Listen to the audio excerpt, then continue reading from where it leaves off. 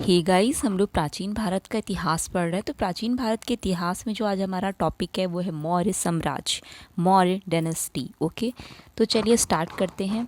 देखिए, हम लोगों ने जब मगध साम्राज्य का उत्कर्ष पढ़ा था तो उसमें हम लोगों ने पढ़ा था कि कैसे महाभारत और पुराणों के अनुसार जरासंध के पिता थे जिनका नाम था बृहद्रथ। उन्होंने मगध के सबसे प्राचीन वंश की स्थापना करी। तो बृहद्रथ ने उसकी स्थापना करी थी, इस वजह से उसे बृहद्रथ वंश के नाम से जाना जाता है। लेकिन अगर हिस्टोरिकल ऐतिहासिक तौर से देखें, जो हमारे इतिहास में मिलता है तो वो हर्यक वंश से मिलता है। तो पहले तो सबसे मगध के सबसे प्राचीन वंश की बात करें तो बृहद्रथ वंश था, लेकिन उसके बाद जो हिस्टोरिकल के हिसाब से बोलें तो हर्यक वंश जिसके संस्थापक बिंबिसार थे। फिर उसके बाद आता है शिशुनाग वंश जिसके संस्थापक शिशुनाग था, और उसके बाद आता है नंद वंश जिसके संस्थापक महापद्म नंद थे। ठीक है, तो देखिए, नंद वंश का जो अंतिम शासक था उसका नाम था घनानंद। तो घनानंद जो था वो बहुत ही लालची और क्रूर शासक था। उसने क्या किया था, वहाँ के महान विद्वान थे एक चाणक्य, उनको अपमानित किया था। तो चाणक्य ने क्या किया, अपनी कूटनीति के द्वारा चंद्रगुप्त मौर्य के साथ मिलकर घनानंद को पराजित किया और एक नए वंश की स्थापना करी जिसे हम लोग मौर्य वंश कहा गया, जिसे हम लोग मौर्य वंश के नाम से जानते हैं। तो आज जो हमारा टॉपिक है वो है मौर्य वंश।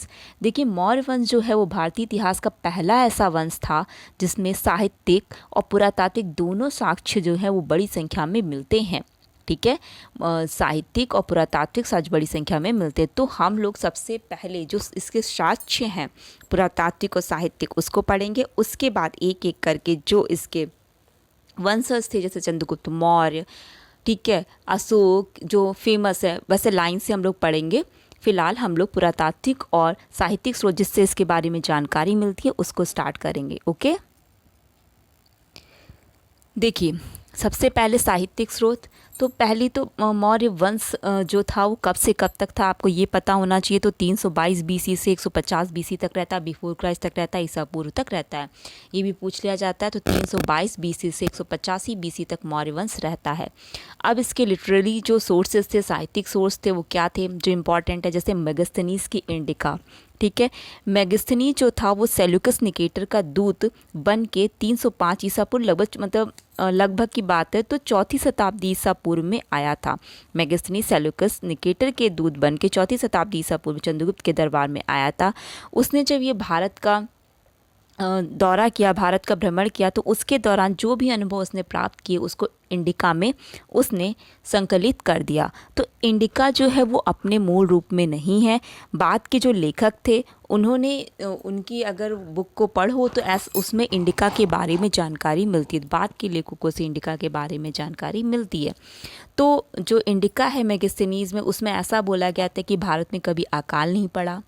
ठीक है, और उसमें भारत के दो महत्वपूर्ण देवता के बारे में बताया गया है, जैसे कृष्ण जिन्हें हेराक्लिस के नाम से जानते हैं, और शिव जिन्हें डायनोसियस के नाम से जाना जाता था। तो हेराक्लिस जिन्हें कृष्ण और डायनोसियस जो कि शिव हैं। ठीक है, और यूनानी जो थे तो आपको ये पता होना चाहिए, इसमें पाटलिपुत्र का जिक्र किया गया। तो पाटलिपुत्र जो कि बिहार में है, ठीक है, जो कि गंगा और सोन नदी के संगम पे। तो यूनानियों ने पाटलिपुत्र को क्या बोला था, पॉलिम्ब्रोथा बोला था। तो आपको पता होना चाहिए पॉलिम्ब्रोथा जो है वो क्या पाटलिपुत्र था। ठीक है, उसे यूनानियों ने बोला, तो जो ग्रीक लोग थे उन्होंने ऐसा बोला था। ठीक है, उसमें मेगास्थनीज की जो इंडिका थी उसमें ऐसा बोला गया कि भारतीय जो थे उनको लिखने की कला नहीं आती थी, वो लिखना नहीं जानते थे। दास, भारत में उन्होंने बोला कि कभी दास प्रथा नहीं थी। ठीक है, और भारतीय समाज जो था वो 7 वर्गों में विभाजित था, जैसे किसान हो गया, अहीर जो पशुपालक लोग होते हैं, कारीगर हो गया, सैनिक, सभासद और दार्शनिक। दार्शनिक, किसान, पशुपालक जो अहीर हो गए, कारीगर, सैनिक, सभासद। ठीक है, पाटलिपुत्र का जो प्रशासन है वो 5-5 सदस्यों वाले 6 समितियों के द्वारा संचालित किया जाता था। 5-5 जो थी सदस्य की जो समितियाँ कितनी थी, 6 समितियाँ थी जिसमें कि 5-5 सदस्य होते थे। तो इतना तो आपको मेगास्थनीज की इंडिका से मालूम होना चाहिए। ठीक है, ये इंपॉर्टेंट टॉपिक है। फिर दूसरा क्या बोला गया है साहित्यिक स्रोत में, कौटिल्य की जो अर्थशास्त्र है। तो चलिए इसके बारे में देखिए। कौटिल्य जो जिनका मूल नाम क्या था, विष्णुगुप्त था। ठीक है, उन्हें चाणक्य के नाम से, चाणक्य नाम बहुत फेमस होता है, तो कौटिल्य का ही नाम विष्णुगुप्त और चाणक्य था, या चाणक्य का ही नाम कौटिल्य और विष्णुगुप्त था। ठीक है, इनके पिता का नाम चड़क, माता का नाम चढ़ेश्वरी, वर्ण जो था इनका ब्राह्मण था, पत्नी यशोमती थी। ठीक है, इन्हें भारत का मैकियावेली के नाम से जाना जाता है, आपको ये पता होना चाहिए। और मैकियावेली कौन थे? इटली के महान विचारक थे जिन्हें प्रिंस नामक पुस्तक की रचना करी थी। ठीक है, तो तो आपको जैसे कि पता है इन्होंने किसकी? अरसास की रचना करी थी। तो उसके बाद आते हैं पंडित आर श्याम शास्त्री। तो ये क्यों फेमस है? देखिए, इन्हें अर्थशास्त्र का उद्धारक कहा जाता है क्योंकि जो अर्थशास्त्र ताड़ के पत्ते पे लिखी गई थी 1909 में उन्होंने इसके पुस्तक का रूप दे दिया था। 1909 में पुस्तक का एक बुक का रूप दिया जो कि एक ताड़ के पत्ते में लिखी गई थी। ठीक है, उसे एक बुक का रूप देते हैं कौन? पंडित आर श्याम शास्त्री। ठीक है, और 1915 में उसे अंग्रेजी में अनुवाद कराया अर्थशास्त्र को। राज्य के 7 अंक के बारे में जानकारी मिलती है अर्थशास्त्र से। तो राज्य के 7 अंक थे स्वामी, अमात्य, जनपद, दुर्ग, दंड, मित्र, कोश। ओके, स्वामी, अमात्य, जनपद, कोश, दंड, मित्र, दुर्ग, ये आपको पता होना चाहिए। जो कौटिल्य की या चाणक्य की जो अर्थशास्त्र थी वो प्रबुद्ध निरंकुशतावाद या उदार निरंकुशतावाद या कल्याणकारी निरंकुशतावाद के नाम से जानी जाती है। इसमें ये बोला गया था कि प्रजा के सुख में ही राजा का सुख है, प्रजा के हित में ही राजा का हित है। हितकर वो नहीं जो राजा को अच्छा लगे, बल्कि हितकर वो है जो प्रजा को अच्छा लगे। चलिए आगे आते हैं। देखिए, पुराणों से ये पता चलता है कि मौर्यकालीन जो शासक थे उन्होंने 137 वर्ष तक शासन किया था। ठीक है, कितने वर्ष तक? 137 वर्ष तक शासन किया था। आपको जैसे कि पता है 322 बीसी से 185 बीसी तक इनका शासन रहता है। ये आज जिस रूप में मिला है उसका अंतिम रूप से संकलन गुप्त काल में किया गया है। हम लोग जो आज इसका सोर्स देखते हैं उसका अंतिम संकलन कहाँ से लिया, कब का है? गुप्त काल का है। पुराणों में अशोक को अशोक वर्धन कहा गया, ये भी आपको पता होना चाहिए। आगे आते हैं। विशाख दत्त की मुद्रा राक्षस, ये इंपॉर्टेंट है। तो विशाख दत्त की मुद्रा राक्षस, जो कि विशाख दत्त कौन थे? गुप्तकालीन लेखक थे। जैसा कि आपने जाना कि जो संकलन है अधिकतर गुप्त काल में ही किया गया है। तो जो मुद्रा राक्षस तो संस्कृत भाषा में लिखा गया प्रथम जासूसी ग्रंथ है। ठीक है, ऐसा बोला गया मुद्रा राक्षस जो संस्कृत भाषा में लिखा गया प्रथम जासूसी ग्रंथ है। तो मुद्रा राक्षस किसी? विशाख दत्त की है। जो विशाख दत्त हैं वो गुप्तकालीन लेखक थे। चलिए आगे आते हैं।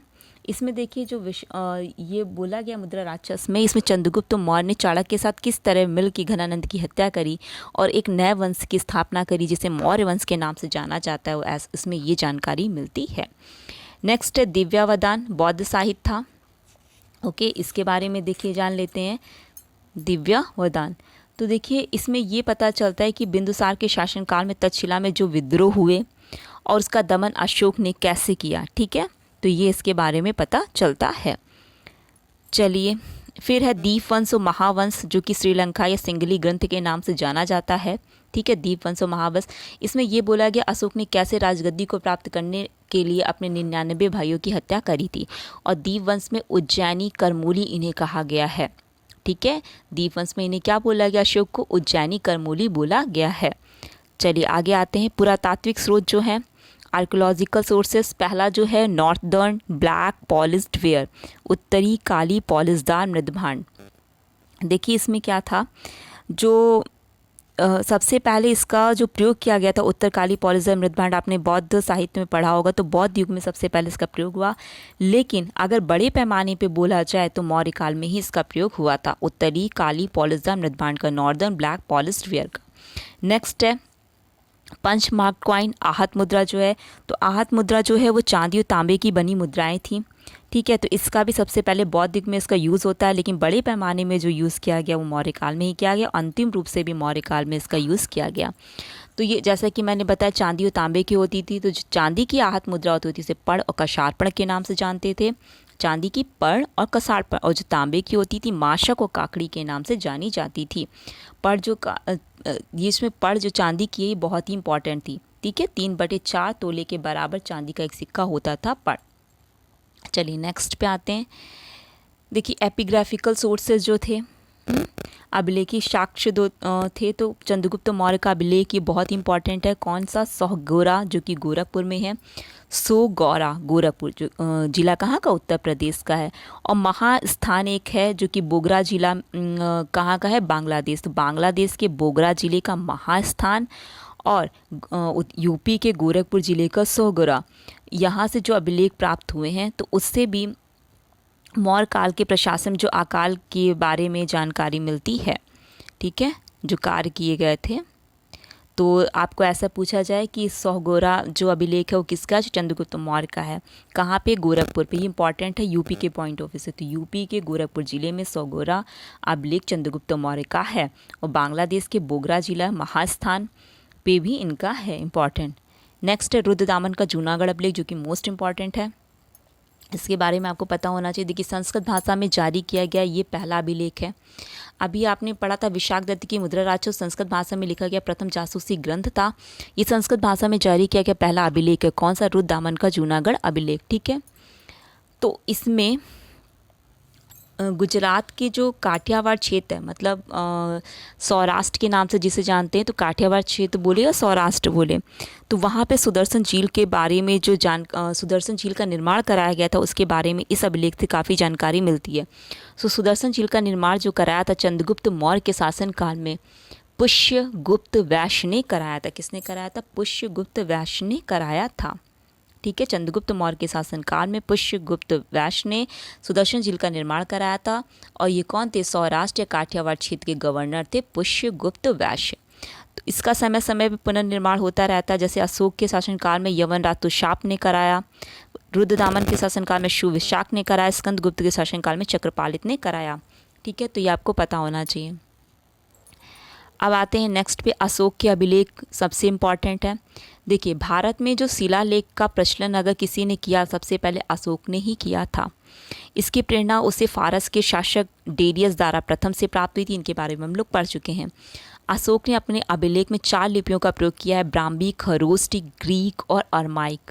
ठीक है, ब्राह्मी, खरोष्ट, ग्रीक और अरमाइक। अशोक के अभिलेख को 3 पार्ट में डिवाइड किया गया है, शिलालेख, स्तंभलेख और गुहालेख।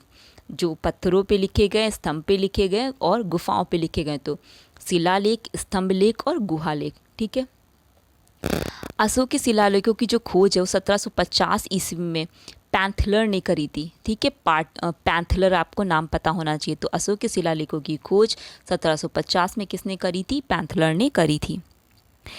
ब्राह्मी लिपि को अगर सबसे पहले किसी ने पढ़ा था तो जेम्स प्रिंसिप ने पढ़ा था 1837 में।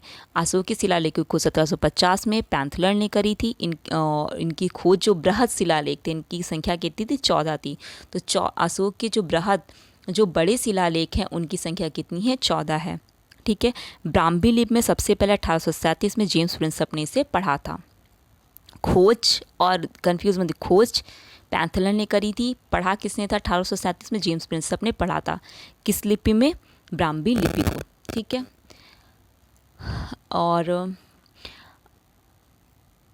देखिए इसमें जो ब्राह्मी लिपि है वो बाएं से दाएं, जबकि खरोष्ट लिपि जो है वो दाएं से बाएं लिखी जाती है। ब्राह्मी लिपि कैसे, बाएं से दाएं, और खरोष्ट लिपि जस्ट उसका अपोजिट है, दाएं से बाएं लिखी जाती है।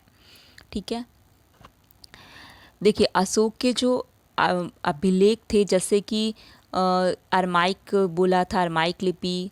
ठीक है, तो ग्रीक और अरमाइक लिपि का अभिलेख अफगानिस्तान से, खरोष्ट लिपि का अभिलेख उत्तर पश्चिम पाकिस्तान से, और जो ब्राह्मी लिपि है वो जितने भी भारत, मतलब बाकी जो बचा जो अभिलेख हैं, तो वो ब्राह्मी लिपि भारत में पाए जाते हैं। तो ग्रीक और अरमाइक वाले अफगानिस्तान में, खरोष्टी वाले उत्तर पश्चिम पाकिस्तान में, और ब्राह्मी वाला भारत में पाया जाता है। ठीक है, तो देखिए अशोक के अभिलेख का सबसे पहले जो है फिरोज शाह तुगलक ने मेरठ और टोपरा से प्राप्त किया था। टोपरा का अंबाला हरियाणा के ज़िले अंबाले में टोपरा पड़ता है। तो अशोक के अभिलेखों को सबसे पहले फिरोज शाह तुगलक ने मेरठ और टोपरा से प्राप्त किया। टोपरा अंबाला हरियाणा से में पड़ता है। ठीक है, फिर येराकोडी के बारे, तो येराकोडी जो है वो एक बृहद शिलालेख है। येराकोडी कैसा, एक बृहद शिलालेख है जो कि आंध्र प्रदेश के कर्नूल जिले पे पड़ता है। तो अगर पूछा जाए येराकोडी जो शिलालेख है वो कहाँ पे पड़ता है, तो आंध्र प्रदेश के कर्नूल जिले में है। ठीक है, बृहद शिलालेख है ये।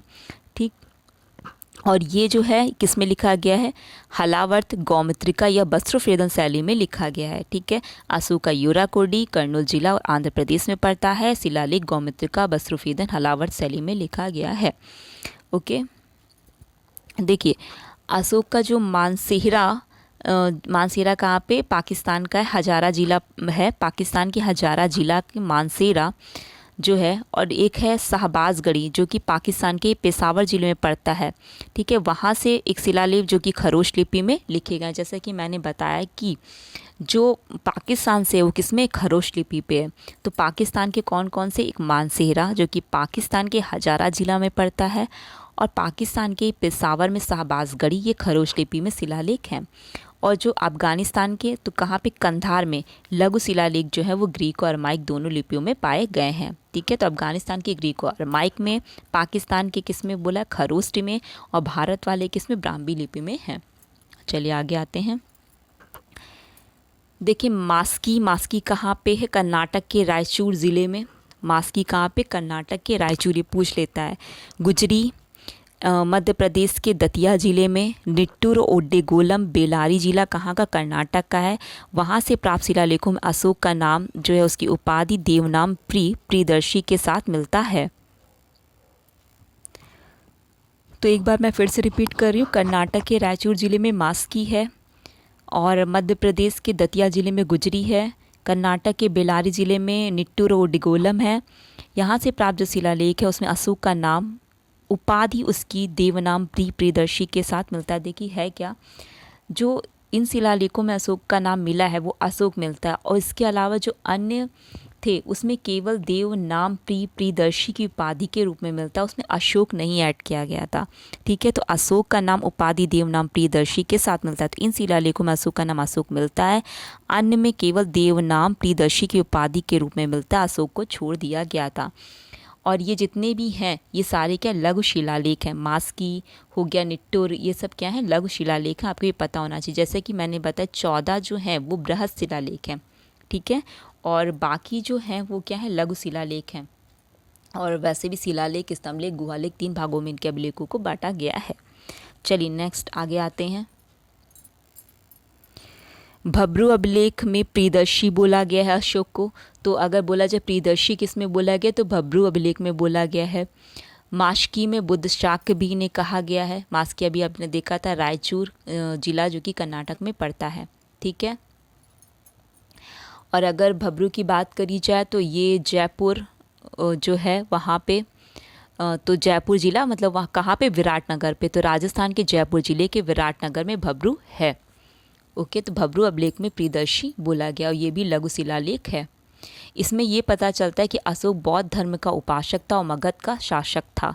ठीक है, भब्रू, अगर ये बोला जाए कि बौद्ध धर्म का उपासक है भब्रू और मगध का शासक, इसमें भब्रू शिलालेख में मिलता है। ठीक है, तो लघु शिलालेख जैसे भब्रू, मास्की, सहसराम। तो भब्रू कहाँ पे, आपने अभी देखा, विराटनगर, जयपुर जिले, राजस्थान के जयपुर ज़िले के विराटनगर में भब्रू पड़ता है। मास्की कहाँ पे है, कर्नाटक में। सहसराम कहाँ पे, बिहार में। गुजरी दतिया जिला एमपी का। रूपनाथ कहाँ पे, कटनी जिला एमपी का। तो भब्री, मास्की, सहसराम, गुजरी, रूपनाथ, ये क्या है, सब लघु शिलालेख हैं। 14 जो बृहद या दीर्घ शिलालेखों की बात करी जाए वो 8 अलग अलग स्थानों से प्राप्त किए गए हैं। जैसे कि येराकुडी आपने पढ़ा था, जो कर्नूल जिला, कर्नाटक के कर्नूल जिले में है। गिरनार काठियावाड़ क्षेत्र में गुजरात के। मानसेरा हजारा जिला पाकिस्तान के, जो कि अभी पढ़ा था कि खरोश लिपि में लिखा गया है। और धौली, ठीक है, तो धौली कहाँ पे, पुरी उड़ीसा में। शाहबाजगढ़ी पेशावर पाकिस्तान में। सोपारा महाराष्ट्र जिला, ठीक है, और महाराष्ट्र के कौन से, पालघर में है। ठीक है, जो स्टेट है वो महाराष्ट्र है, और वैसे कहाँ पे, जिला कौन सा, पालघर है। तो सोपारा, तो कौन कौन से, येराकुडी, किरनार, मानसेरा, धौली, शाहबाजगढ़ी, सोपारा। तो यहाँ से 14 दीर्घ शिलालेख प्राप्त किए गए हैं। और अभी तो 8 अलग अलग स्थानों की बात करी, तो अभी बचे हुए हैं कौन से, एक है जौगढ़ जो कि उड़ीसा में, कालसी देहरादून में। ठीक है, ओके, तो इतना आपको पता होना चाहिए। चलिए अब जो बृहद शिलालेख है उसमें थोड़े से इंपॉर्टेंट तथ्य को जान लेते हैं। जैसे कि पहला शिलालेख है उसमें पशु बलि की निंदा करी गई है। उसमें बोला गया पशु बलि की निंदा करी गई है। ठीक है, जो उस मतलब ये बोला है कि अगर जीव की जो हिंसा है, जीव हिंसा जो है उसमें उन्होंने बाउंड करा है। ठीक है, बाउंडेशन लगाई है। और द्वितीय शिलालेख की बात करी जाए, जो बृहद शिलालेख है, तो उसमें अशोक ने पड़ोसी राज्यों की सूची दी हुई है। ठीक है, जिस पे धम्म नीति का प्रभाव पड़ा है ऐसा बोला गया है। तो वो जो राज थे जैसे चोल हो गया, ताम्रपर्णी जो कि श्रीलंका में पड़ता है, केरलपुत्र जो कि चीन में पड़ता है, सतीपुत्र उसका पता नहीं हमें। तो चेल, पांडे, केरलपुत्र और ताम्रपर्णी के बारे में जानकारी मिलती है। ठीक, तृतीय बृहद शिलालेख जो है उसमें बोला गया है जो प्रादेशिक रज्जुक और यु इसमें 5-5 वर्षों पे साम्राज्य के भिन्न भिन्न क्षेत्रों का दौरा मीन्स ऐसे आप ध्यान रखिए कि जो तीसरा शिलालेख है उसमें राजकीय अधिकारियों को ये आदेश दिया गया है कि हर 5वें वर्ष के उपरांत दौरे पे जाएंगे। ठीक है, तो हर 5वें वर्ष वो क्या करेंगे, दौरे पे जाएंगे, ऐसा राजकीय अधिकारियों को आदेश दिया गया है। और इस शिलालेख में कुछ ऐसे धार्मिक नियमों का उल्लेख भी किया गया है। तो उसमें जो 5-5 वर्षों पे जो दौरे पे जाने की बात करी गई है उसमें रज्जुक, युक्तक और प्रादेशिक के द्वारा प्रति 5-5 वर्षों पे साम्राज्य के अलग अलग स्थानों पे जाने की बात करी गई है। ठीक है, उज्जैन और तक्षशिला के दौरा प्रति 3-3 वर्षों पे होने की बात कही गई है। तृतीय बृहद शिलालेख में प्रादेशिक रज्जुक और युक्तक द्वारा 5-5 वर्ष में साम्राज्य के क्षेत्र का दौरा करने की बात करी गई है। उज्जैन और तक्षशिला में 3-3 वर्ष पे होने की बात करी गई है। ठीक है, फिर उसके बाद है पाँचवा, जो चौथा उतना इम्पॉर्टेंट नहीं, जो इम्पॉर्टेंट है वही। तो पाँचवा जो बृहद शिलालेख है उसमें इस बात की घोषणा करी गई है कि हम अपने शासनकाल के 13वें वर्ष में धम्म महामात्र नामक एक नए अधिकारी की नियुक्ति करेंगे। क्या बोला गया है कि हम अपने शासनकाल के 13वें वर्ष में धम्म महामात्र नामक एक नए अधिकारी की नियुक्ति करेंगे। छठा जो शिलालेख है उसमें ये बोला गया आत्मनियंत्रण कैसे किया जाएगा। ठीक है, हम लोग अपना कंसंट्रेट कैसे आत्मा का कर सकते, तो आत्मनियंत्रण की शिक्षा किसमें, छठे शिलालेख में दी गई है। तो उसमें ये बोला गया है कि चाहे मैं अंतःपुर में रहूं या भोजन करता रहूं, लेकिन मुझे कभी भी राजकीय गतिविधियों के बारे में जानकारी आप दोगे। ठीक है, ऐसा बोला गया है। ठीक, फिर अगर सबसे इम्पॉर्टेंट जो शिलालेख की बात करी जाए तो कौन सा, 13वां शिलालेख। इसमें अशोक के शासनकाल में 8वें वर्ष में होने वाले कलिंग के युद्ध का वर्णन किया गया है। तो कलिंग के युद्ध का वर्णन आपको पता होना चाहिए, 13वें शिलालेख में किया गया। क्वेश्चन बहुत पूछा जाता है। अशोक के हृदय परिवर्तन की बात करी गई है। पड़ोसी राज्यों का वर्णन है। अशोक के अटाविक जातियों की कड़ी चेतावनी दी गई है। ठीक है, तो ये आपको इसमें ये आप देख लीजिएगा, बहुत इंपॉर्टेंट है। तो कलिंग के युद्ध के बारे में 13वें शिलालेख में पढ़ता है। तो इसमें अशोक के शासनकाल में जो 8वें वर्ष में कलिंग का युद्ध हुआ था, अशोक के हृदय कैसे परिवर्तित होता है, पड़ोसी राज्य का वर्णन है, अशोक के अटाविक जातियों की कड़ी चेतावनी के बारे में जानकारी मिलती है। अशोक का जो पृथक शिलालेख है उसमें अशोक ने ये बोला है कि सभी मनुष्य मेरी संतान है।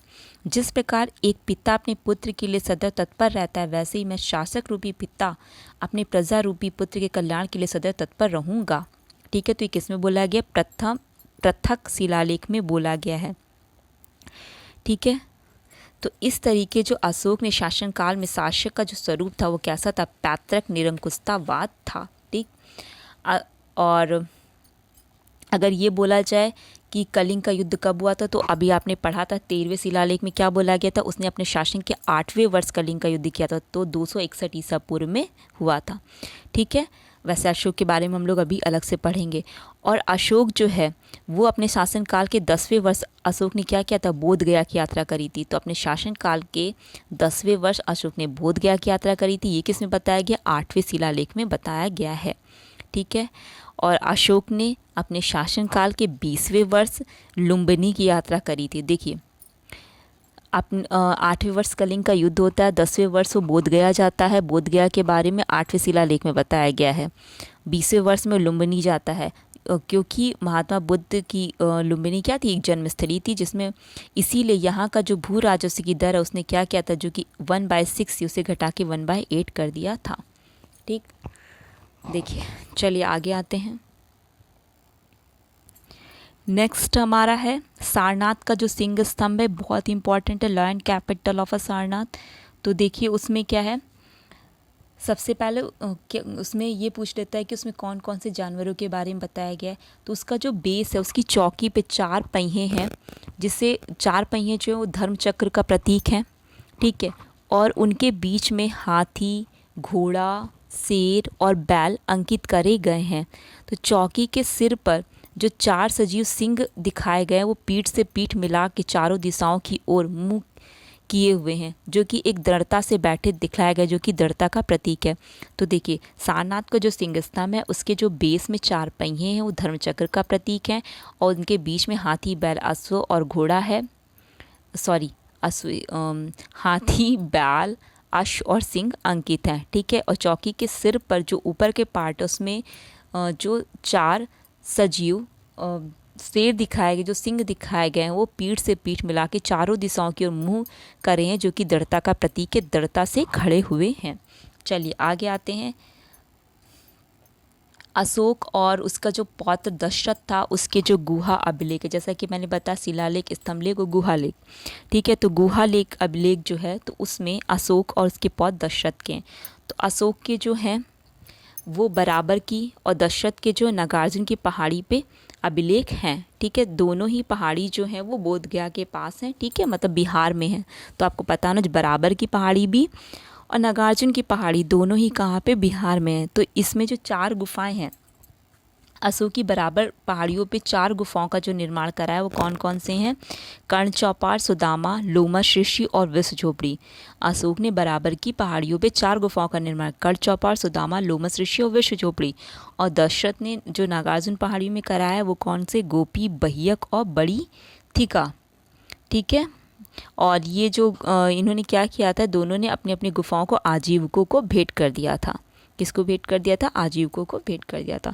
देखिए इतना तो हम लोगों ने पुरातात्विक और साहित्यिक स्रोत के बारे में, मौर्य साम्राज्य के बारे में कैसे पता चलता है ये जाना, ठीक है। नेक्स्ट अब जो मौर्यकालीन शासक होते हैं उनके बारे में जानेंगे, जैसे चंद्रगुप्त मौर्य, बिंदुसार और अशोक, ठीक है। चलिए आज इतना ही रखते, थैंक यू।